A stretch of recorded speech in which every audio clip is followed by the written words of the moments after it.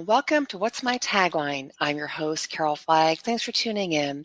On this show, we put our microphone in front of a variety of industry experts to understand the factors influencing messaging, branding, and reputation in healthcare. You can follow the conversation on Twitter at #What'sMyTagline and follow me at Carol Flagg.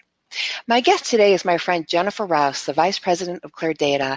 Jennifer is joining me today to talk about marketing, growing startup companies in the health IT industry, a fascinating conversation having just come from HIMSS. So Jennifer, thank you for joining me today.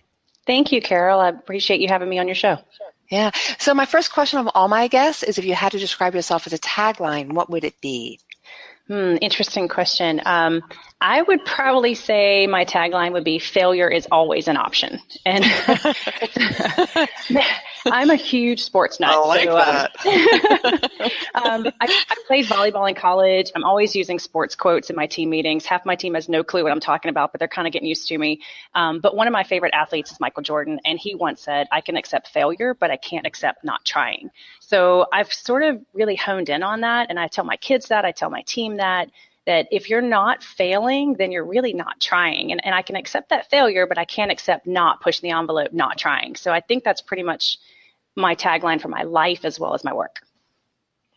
It's so interesting because failure it really does have a negative connotation attached to it, but in reality, the process of failure actually, I think, in my opinion, I agree with you, helps make us grow and challenges us and makes us really want to perhaps succeed even more. Absolutely. I always tell my team that unless you're blowing something up, you're really not trying in marketing. So marketing should fail a few times before you get it right. And I also tell my kids that, go out for a sport, and if you fail, hey, at least you tried. You're a lot farther than those that didn't try. Right. I do think that failure drives success. And I also think that anytime you're trying something, whether it's good or bad, you're starting to learn and you're starting to change the conversation with other people as well. Well, let's talk about your background. We just found out that you are a sports nut, that you're an athlete, you're very competitive. I've met you. I can see why you're a volleyball player. You're about 7 inches taller than I am. But talk a little bit about how you got into marketing and then what led you to healthcare. Sure. I started out my career in sales when I was very young, and most of that was accidentally in public sector. And public sector for most larger companies spans across state and local government, federal government, education, and quite often healthcare. Not everyone realizes healthcare is government, but if you think about it, the VA is probably the largest healthcare provider in the country. That falls under federal government. There are county-funded hospitals and clinics, academic research hospitals, and one that a lot of people don't think about, there's even jails and prisons that fund their own healthcare delivery. They have medical services, they have mental health and substance abuse services. So being in public sector my entire career, I've kind of gone in and out of healthcare, whether I'm working with a state entity or a federal entity. I also was focused on healthcare for a short part of my career, specifically with Allscripts and Misys. That's an EMR and revenue cycle management company. I did their marketing for quite a while as well. So I've had pieces and parts where I went in and out of healthcare, and then I had a focused effort in healthcare as well. As for marketing, getting into that was a bit of an accident. I was in sales. I loved it. Started to move into enterprise accounts. They needed more strategy and marketing. They really like joint marketing. They like to get their story out when they're doing big, innovative things with you.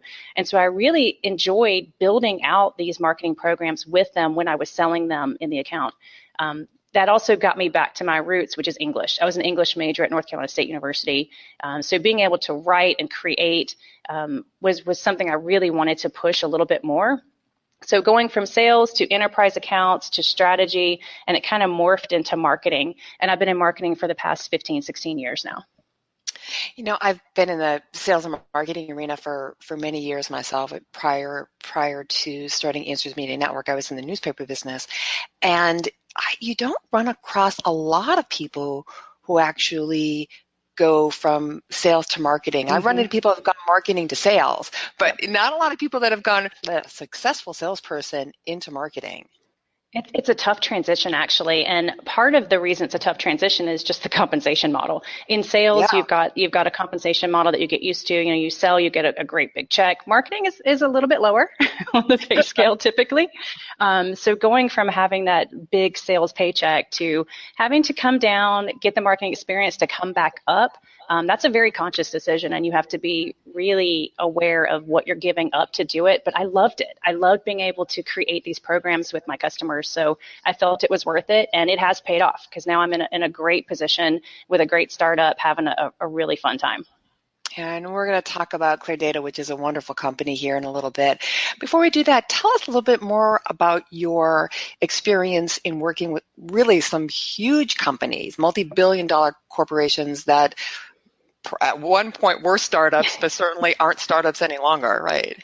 Absolutely. So you're referring to some of my history with Cisco and IBM and SAS and those big dogs.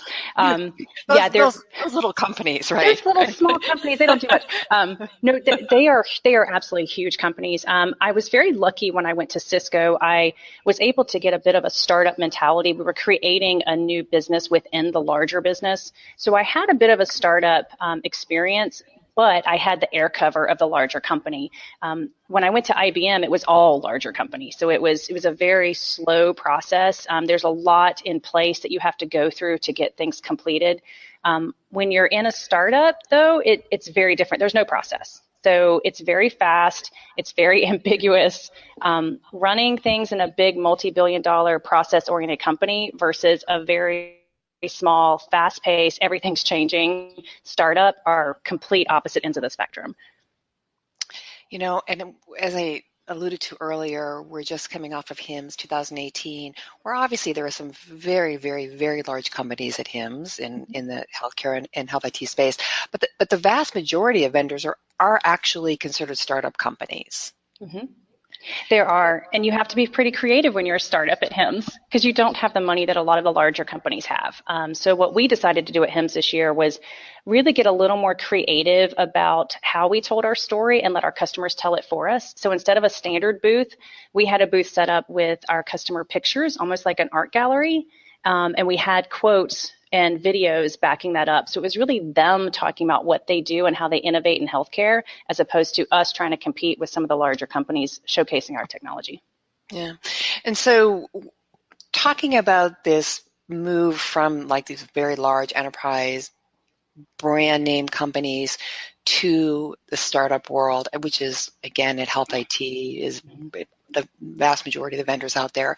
What are some tips or guidance that you would give to marketers? You've already talked a little bit about what I call and what everybody calls this bandwidth issue when you're in a startup. You wear multiple hats, you're moving very fast. The decision-making process actually doesn't involve as many people as it does in a huge multi-billion-dollar corporation because you don't really have those layers. You're much closer to the top of the people who are guiding the mission of the company. So what guidance do you give to all of those marketers that are out there who are looking to extend the brand and messaging and deliver information about their startup company to really break some ground here, because it is a challenge for sure. It's definitely a challenge. It's a fun challenge, and I like to tell people, to quote a different organization, it's the toughest job you'll ever love. There are some strange hours, there are some strange conversations, but it is so much fun. It is tough. There are no set processes. Typically, you'll walk into a startup and find they maybe didn't even trademark their name yet, or their website was created in a basement over the weekend, and God knows how they got the information in there, or is it secure? There's a lot of interesting challenges that you're not going to have when you go to an IBM or a Cisco, where there's a lot of process and the website's been there for years and it's very structured. You may also find that images, documents, things that you expect to live in a database or a contact management system or something like that, they don't exist. They're either sitting on someone's computer or someone created it 5 years ago. That person's gone. You're starting from scratch. So you do a lot of hair pulling trying to find stuff that you think should just be standard. But if you know going in that it's going to be like that, you can kind of have fun with it. So you can create your own team. You can create your own processes. You can create your own website, which is super fun. You need to be able to deal with ambiguity and change. And I don't mean just deal with it, but almost crave it. You have to want to be able to adjust to something on the fly, make it great, and really love that challenge. So you're not going to plan a year-long marketing program. A lot of us come in from big companies and we want to sit down with the board and we want to have quarter one, quarter two, quarter three, quarter four. But as my CEO says here, a quarter in a startup is a year anywhere else. So your quarter is your year. So you're doing things a little faster. My team has come to the 80% rule as a team. As long as it's 80% good, we're going to go with it because we don't have the time to wait and make it absolutely perfect. So my advice to someone coming in is be aware of the ambiguity, expect the change, crave it, and be able to move very quickly and be comfortable with 80% instead of 100%. Oh, that's great insight. And I totally agree with you. Obviously, my own company is a startup company, albeit it's been around for 9 years. It's still considered a startup. And I think that is really interesting what you're saying about, or what your CEO is saying, is that, you can't really plan for the full year. You do your best to do that, but that you have to be willing to pivot. Right. Very quickly when market conditions, really demand that pivot. That can be an exciting environment to work in. Obviously, I've met the owners of ClearData, the people who started it. They're all visionaries, as are a lot of people who decide they're going to, create their own company, and they have a vision and they understand what they're looking to accomplish, but with that caveat that, what's happening today might not be what's happening tomorrow. Absolutely. The other thing is, when a startup is at the stage where they bring in marketing, it's not usually at the very beginning. They're usually in that hyper growth stage, and now they can afford marketing and they want to market more effectively. So sometimes you're coming in and changing things that maybe these visionaries put in place that weren't quite the best practice for marketing, but they were great for the start. So you're having to do a lot of change management. You're trying to look at brands. With a startup, a lot of times people will shoot out at different directions because they're going after a part of the market to try to grow the company. And you have to be very, very conscious about keeping that brand under wraps and having a very clear message, your true north. So one thing I will say when you come into a startup, get somebody on your team. I have Jennifer Rouse on my team, who's fantastic. She created a message house for us, and it's our true north. And it starts with what our mission, our vision, what we enable, our 3 core principles underneath it. So even when we start to look at a different part of the market, we're still staying within that message house, and we can control the brand a little more effectively. So this idea of creating your true north philosophy, everybody in the company understands what that means. It's clearly communicated so that you're all kind of moving in the same direction. Exactly. Using the compass analogy. Absolutely. And anything we want to do outside of that begs a discussion. If it's outside of it, why? Is it something that we do need to shift the company? We do need to shift the brand? Or is it really a one-off that we don't need to market at this time? So it allows you to have that conversation in a very mature manner with the board or with your executives who have these visions of where they want to go with the company. And it helps you really manage how you're going to talk to the market. And I think that's really an important point. I see this quite a bit, but you do see this, and I don't think this is germane just to health IT. I do see companies that start and they have a great product. Usually these are software companies. They have a great product, and the misstep is in the messaging. And the first thing that seems like they do perhaps is they decide they need a new name. They change their name to because they think they need something that better describes perhaps what their product does or whatnot. And you do see this. And again, I don't know if that's unique to health IT, but it is something that happens more frequently than one would think. What are your thoughts about that? Well, it's interesting. I've come into a couple of startups, and the name was created in a regional format. They may have been focused just in Arizona or just in the U.S., and now they want to go internationally. So there may actually be a trademark need to change it once they start to grow. For example, ClearData has international clients now, so we're having to be conscious of our name in the UK or in Spain or different areas. So sometimes the trademark is changing it. Sometimes you had someone name something without looking at a long-term taxonomy, which is a common mistake of startups. That's one thing I'm trying to build into this organization here, is looking at our entire product naming taxonomy and how that actually fulfills the brand promise. That's something that's typically not done at the early stages of a startup.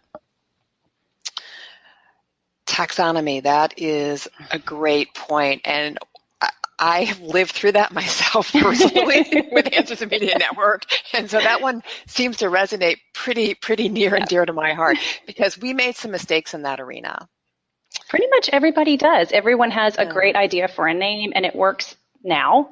But then all of a sudden, we found it too, with the way health IT is moving and the way the cloud vendors are starting to change. Sometimes what we thought was good today or yesterday is just not going to be good tomorrow. So we are having to shift. And that's just the IT market is changing. It's shifting. Healthcare is shifting. So you are having to adjust to it on the fly. If you're just tuning in, you're listening to What's My Tagline, and my guest today is Jennifer Rouse, the VP of Marketing for ClearData. So let's shift gears a little bit. You also talked in your brief introduction about yourself about healthcare being a regulated industry. Mm-hmm. It's evolving very fast, which sometimes I think can be at odds with regulation. Mm-hmm. So talk a little bit about that. Cloud security obviously is a huge issue. It's a growing issue. Will continue to grow. ClearData is leading the way in cloud security. But talk about the cloud in general, the growth spurt it's going through right now, and how perhaps new regulations are changing health IT and your role as a person in charge of marketing. Sure.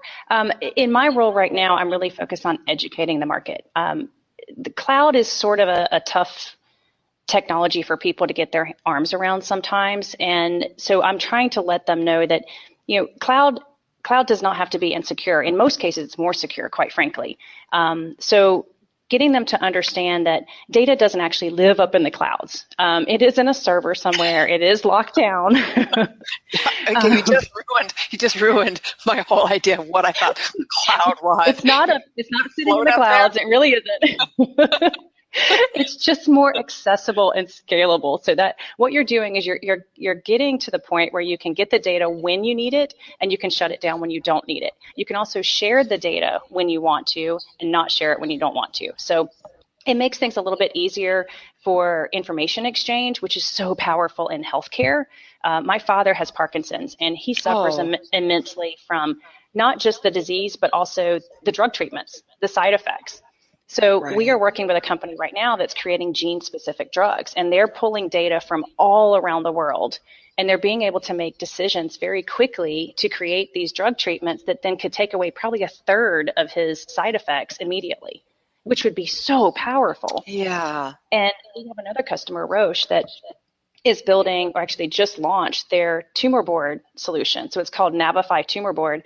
And what they're doing is they're bringing together specialists from around the world with all of their images and notes, and they're being able to collaborate and make a diagnosis faster. So for example, for things like liver cancer that move very, very quickly, if you can make a diagnosis in 3 days versus 3 weeks, that's a difference between life and death. That's extremely powerful. And that's what the cloud enables. Now, with great power comes great responsibility. So, having this power to have this conversation and have this collaboration and really impact lives also means you have to be very responsible about how you do it. And that's what we're doing. We're helping to secure the data, make sure that you're not exposing patient data, make sure you're not putting them at risk, but also being able to exchange information in a compliant manner so you're not at risk with the government either. So, being able to really impact patients' lives is what we're here for, but we're doing it by allowing for that exchange of data in a secure, compliant manner. And you mentioned regulations. Everyone knows about HIPAA, but yes, what you may not know is that HIPAA is not actually a hard and fast regulation. It's a set of guidelines. So it takes a lot of time, effort, and experience to properly interpret and execute against those guidelines. And so that's what we're doing. We're helping people to understand the regulation, understand how to interpret it, and then how they can stay in compliance and continually monitor for that compliance. Because being in compliance changes. If all of a sudden you add a person to your hospital staff and they're accessing something via their smartphone, you might be out of compliance right there because you didn't encrypt their phone. So there's little things that can throw you out of compliance very, very quickly. So we help people monitor that. The risks are huge if you're not in compliance. We've seen hundreds of millions of dollars in fines, not to mention loss of credibility and trust, all of that with the healthcare providers. So we're helping people bring all that together and maintain it and comply. But then regulations are growing and changing all the time, right? So we have GDPR, which is a new global regulation around data. We've got enhancements to HIPAA like MACRA, which can influence how much money you get back at the end of the year. So it gets overwhelming a lot for providers to manage. So that's what I'm trying to do, is educate people on the fact that it is overwhelming, it is complex, but we can help you. And if we help you take care of this piece, you can go do what you do best, which is saving lives. You know, it's such a interesting thing, the world that we live in right now, because this is obviously a global conversation, you know, data security, and not just in healthcare. You know, Equifax breach of last year. You know, obviously, you know, we've got this ongoing political conversation around, you know, interference with our election process. And so this is a global conversation that everybody's having right now, because we all live in a digital world. The layer on top of that with healthcare, of course, much like your personal information that you might have with your bank, is that there is information attached to your health record that needs to be properly encrypted and secured, so that it does become sort of as much as it can be in today's world, and hopefully an unbreachable record. Yeah, that's the goal. The reality is you're going to have some sort of incident leading up to a breach at some point. There's different levels of breaches essentially, but you'll have some sort of security incident at some point, whether it's an on-premise application, you know, the big server farms, or if it is cloud. So it will happen. The question is, can you control it when it does? And can you report effectively to your constituents as well as the government that you did absolutely everything you could to prevent it? And that's what we're trying to do, is help people get to that point where they know they've done absolutely everything they can to protect their patient data and to make sure that they don't have any government regulation violations. So that's obviously a big part of your marketing initiative, so that your customers, you know, I like that idea that you say, look, you know, chances are something is going to happen, but the idea is be proactive, not reactive to it. Do what you can to create a secure environment to minimize exposure, minimize the breach, and or react as fast as you possibly can if an incident occurs. Right. And when you're selling something like this, that's really a long-term decision, a long-term consideration, you can't just do your standard marketing. So I can't just do a campaign that says 15% off today, you know, and they're going to buy. Right. This is a bigger deal. So the way we are marketing is really leveraging our experts. So we have experts that are employees, we have experts that are executives, we have consultants that work with us, we have our customers.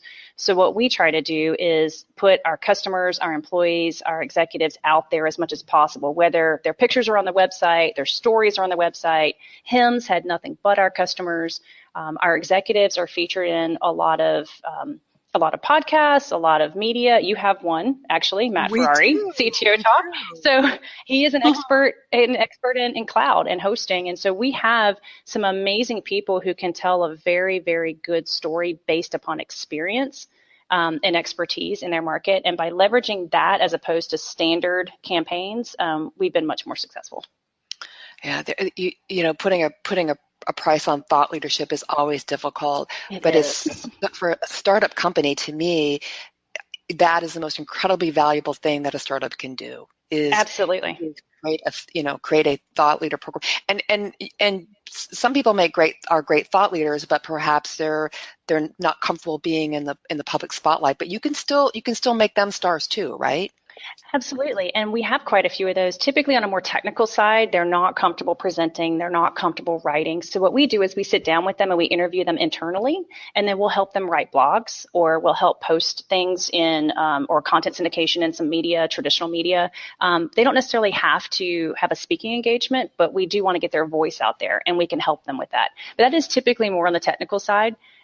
Most of the executives on the business side are more comfortable speaking, so I try to get them out there as much as possible with speaking placements and events and podcasts and things like that. Yeah, and they're all smart, and I think you're right. We have probably talked to all of them. Chris, Carl, Darren, Matt, of course, hosts CTO Talk on our Healthcare Now Radio. Well, Jennifer, we've got just a couple minutes left, so before we end our conversation, tell us what's going on to ClearData right now and what's next for you. Sure. What I did when I came on board was I started by just getting us centered. So I talked about that message house. So we have built from that, and that's creating our brand, which is all about innovating to make healthcare better. So we are telling stories through our customers, through our employees. We've created a brand new website, which I absolutely love. Our HIMSS presence was wildly successful. Like I said, we featured our customers instead of us talking about how great we are. We let them tell it. The second thing I did was I built a great team. I have an amazing team now. They're all pretty much brand new, but I've worked with a lot of them in the past, and they're experts at what they do. So having that team you can trust to go out there and take some chances and fail a little bit, that's really, really important. And now the fun part, which everybody needs to know if they're going into a startup, we now need to create process. We're in the hyper growth stage, so we can't keep running by the seat of our pants here. So we are starting to put some processes in place, utilizing the expertise of my new team. Things like, how do you develop a campaign? What type of briefs do you use with agencies? How do you do your website updates? What's the cadence? Who's going to control it? How do you handle your content management system? Putting in a new product launch process, the naming taxonomy, which is foreign to a lot of people, is now going to be commonplace here. So things like that. This is that stage where you start to implement your processes. So the cool thing about being in a startup is you can create your own process. You don't have to look at somebody else's and use theirs. So I'm having a good time. I think it's really fun. It is a challenge, but every day there's something new I'm coming in to deal with, and I think that's exciting. Yeah, well, Jennifer, I'm going to talk more about this, my taxonomy problem at a later date. But I want to we'll talk offline about that one. We got to talk offline about yeah. Right. We really do have one. I want to thank you so much for your time today, though. This was a delightful conversation. Great, thank you. I really enjoyed it. Yeah. You can learn more about Jennifer Rouse at ClearData.com, and of course, make sure you follow the company on Twitter at ClearDataCloud. You can share your thoughts or comments on Twitter at #What'sMyTagline, or visit the program page on healthcarenowradio.com. Have a topic related to our show you want to hear about? Or are you an expert who'd like to be on the show? Reach out to me on Twitter at Carol Flagg, or email me at carol@healthcarenowradio.com. Until next time, I'm Carol Flagg, and I want to know, what's your tagline?